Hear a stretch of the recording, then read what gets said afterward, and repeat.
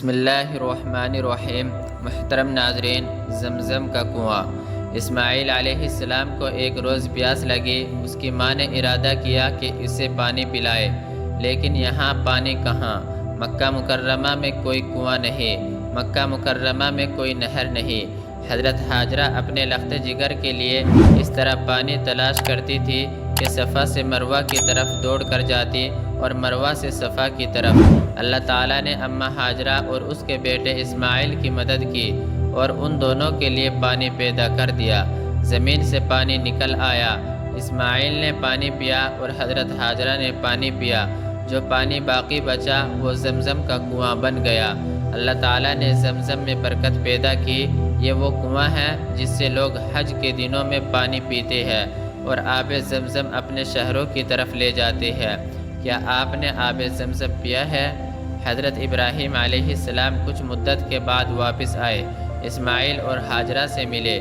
حضرت ابراہیم علیہ السلام اپنے بیٹے اسماعیل کو دیکھ کر خوش ہوئے۔ اس وقت اسماعیل چھوٹا سا ایک لڑکا تھا، دوڑتا کھیلتا اور اپنے والد کے ساتھ باہر جایا کرتا تھا۔ حضرت ابراہیم علیہ السلام اپنے بیٹے اسماعیل سے بہت پیار کیا کرتے تھے۔ ایک رات حضرت ابراہیم علیہ السلام نے خواب میں دیکھا کہ وہ اسماعیل کو ذبح کر رہے ہیں۔ حضرت ابراہیم علیہ السلام ایک سچے نبی تھے۔ حضرت ابراہیم علیہ السلام اللہ کے خلیل تھے۔ آپ نے پختہ ارادہ کر لیا کہ وہ کچھ کر گزرے جس کا خواب میں اللہ نے انہیں حکم دیا ہے۔ حضرت ابراہیم علیہ السلام نے اپنے جگر اسماعیل سے کہا، بیٹا میں خواب میں دیکھتا ہوں کہ میں تجھے ذبح کر رہا ہوں، تیری کیا رائے ہے؟ اس نے کہا، ابا جان کر گزریے جو آپ کو حکم دیا جا رہا ہے، آپ مجھے انشاءاللہ صبر کرنے والوں میں سے پائیں گے۔ حضرت ابراہیم علیہ السلام نے اسماعیل کو اپنے ساتھ لیا اور ایک چھری بھی لے لی۔ جب حضرت ابراہیم علیہ السلام مینا میں پہنچے، یہ ارادہ کیا کہ اسماعیل کو ذبح کریں گے۔